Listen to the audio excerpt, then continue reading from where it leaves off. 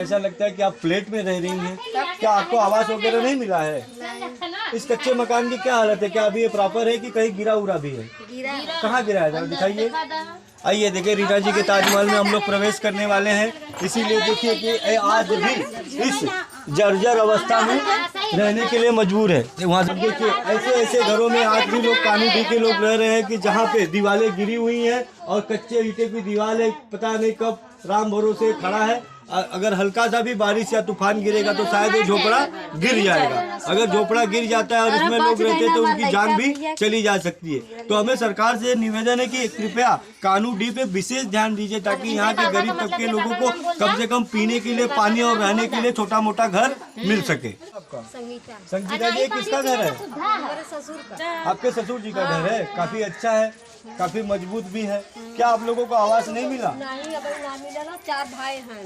देखिए, आज भी कानूनी के लोग इस तरह से कच्चे घरों में रहने के लिए मजबूर है और कच्चा मकान भी इस जर्जर अवस्था में कि न जाने कब गिर जाए और कब इसके नीचे लोग दब के मर जाए। यहाँ के ग्राम प्रधान ने बहुत अच्छा काम किया है। एक से एक लोगों के लिए आवास नहीं, सीधा ताजमहल बनवा के दिया है। फ्लैट से इनका घर कम नहीं है। गीता जी, आपका घर कहाँ है? बता दीजिए। यही आपका घर है? बहुत अच्छा है, बहुत सुंदर है। ऐसा लगता है कि कोई सी बिल्डर ने बिल्डिंग का स्ट्रक्चर खड़ा किया होगा। क्या आपको ग्राम प्रधान द्वारा आवास नहीं मिला? क्या आपने इसकी शिकायत कभी ग्राम प्रधान से की थी? कहीं आवास बना के नहीं बनल, कहीं आई धीरे धीरे आई धीरे धीरे। और आवास के लिए आपसे किसी ने कभी कोई पैसा भी लिया था क्या? अब हमने कहा ना आवास तो कैसे बताइए। आवास पास कराने के लिए आपने कभी किसी को पैसा वैसा दिया था? नहीं, वही मैंने पैसा ना दिया, मांगा तो ना दिया। कौन मांग रहा था? कई बार कहीं का आप बताइए। यहाँ के लोगों को कई लोगों ने लूटा है। मैडम का कहना है कि कोई बाहर से आता था जो इनको आवास का लालच देके कुछ पैसे की मांग करता था, और जबकि यहाँ के औरतों का कहना है कि उनमें से कुछ लोगों ने उन्हें हजार रुपया भी दिया है, फिर भी ये आज तक आवास के लिए तरस रहे हैं। 1000 रुपया लगा। माई आपको इंद्रावती। इंद्रावती जी, क्या आपको ग्राम प्रधान द्वारा आवास नहीं दिया गया है? आवास मिला लो कि नहीं आपके? नहीं, अभी तक आवास नहीं मिला लो। यह आपका घर हो? अच्छा, वृद्धा पेंशन वगैरह आवाला कि नहीं आपकी? वृद्धा पेंशन आवाला नहीं। अब बताइए, अभी तो इनकी उम्र 16 साल है, तो फिर इनको वृद्धा पेंशन मिले तो मिले कहाँ से?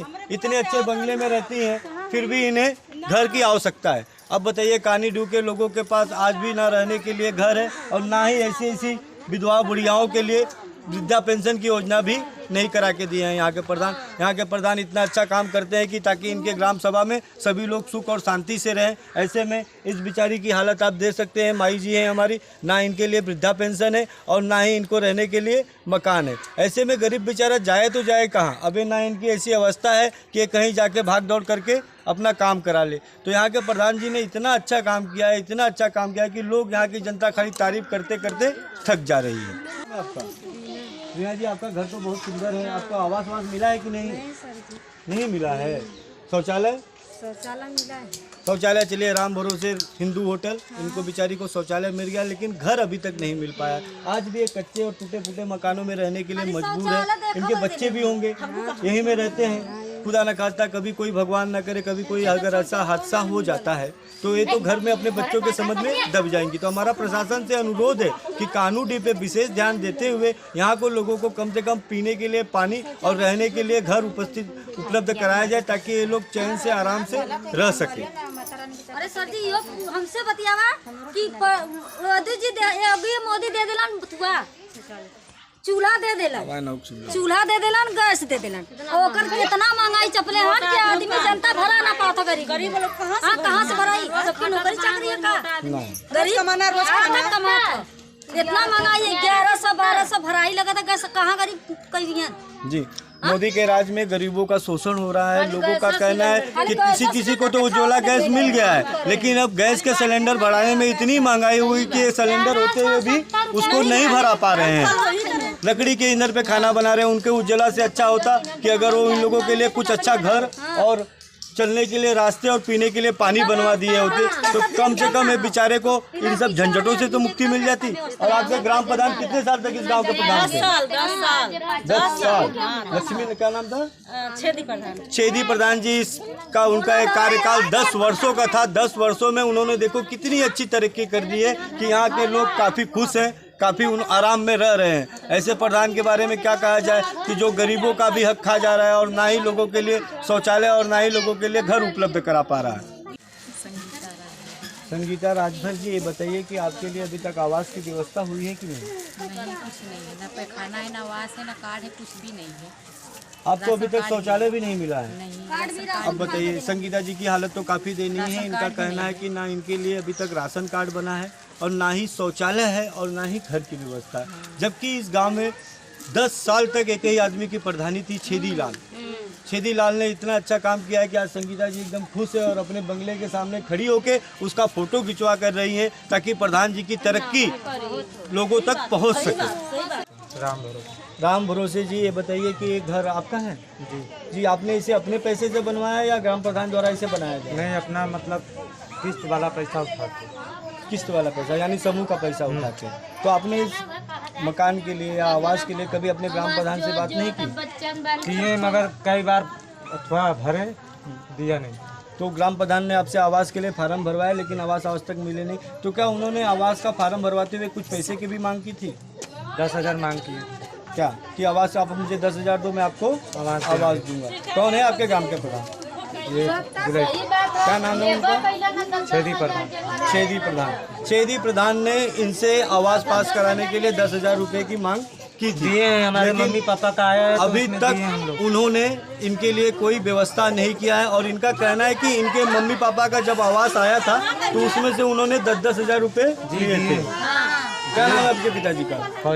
फौजदार। उन्होंने आवास पास कराने के लिए छेदी प्रधान को कितने पैसे दिए? 10,000 रुपए। अब देखिए, ग्राम प्रधान जब रक्षक से भक्षक बन जाता है तो ऐसे लोगों की यही स्थिति होती है।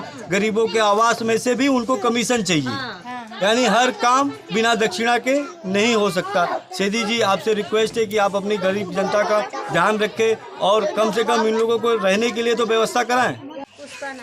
पुष्पा जी, आपका घर यही है? हाँ। देखिए, इनके घर की हालत देख लीजिए, ना ही सीमेंट हुआ है और ना ही कुछ, सिर्फ ईटा को गुलिया करके, ईटा को जमा करके सिर्फ अब उसमें रहते हैं और न जाने इन लोगों को आवास कब प्राप्त होगा। आपने प्रधान जी से बात की थी आवास की? हाँ, प्रधान से बात करे, आवास भरे बदे कहे, सर हमको कोई सोचने नहीं आया। आवास का आपने फार्म भरा लेकिन उसके बाद आपको कोई सूचना नहीं आया। हाँ। तो फिर आपने दोबारा उनसे बात नहीं की?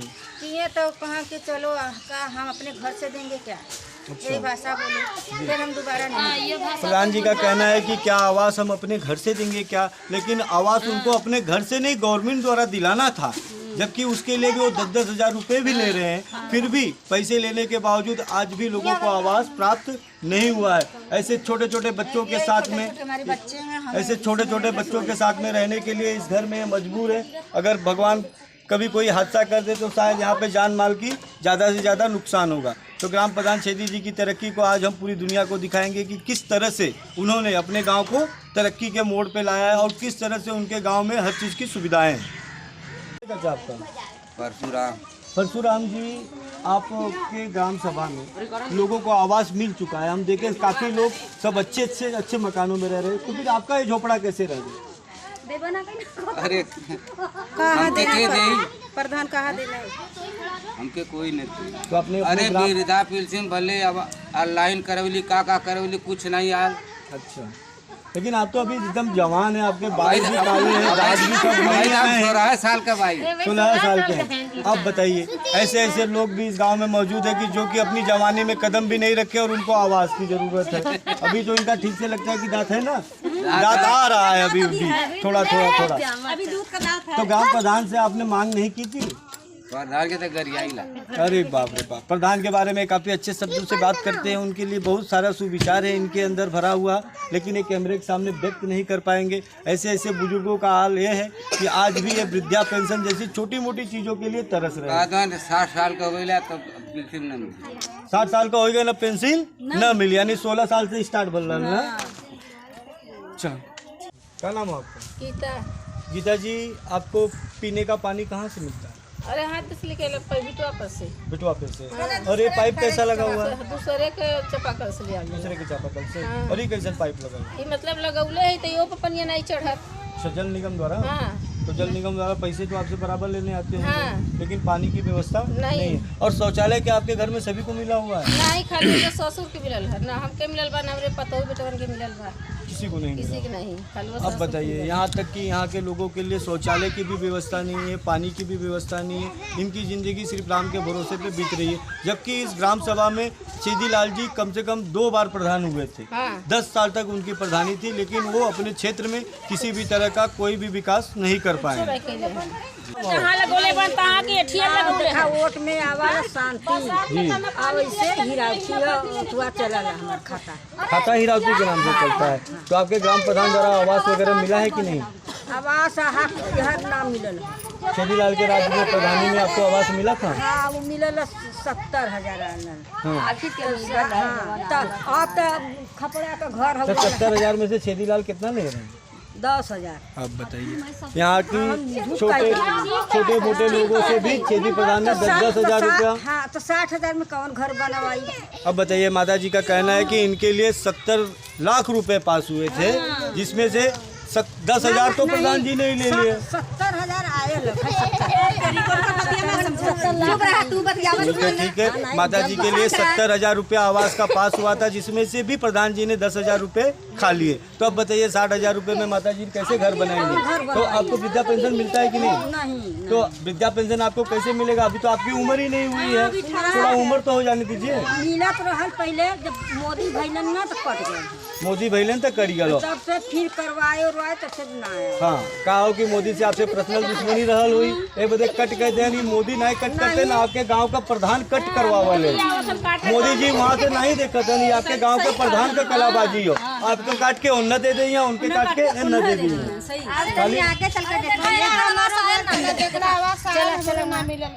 आवास आयल नहीं मिला घर द्वारा मने के नहीं। वो जगह देख ला। घर चला देख ले भैया।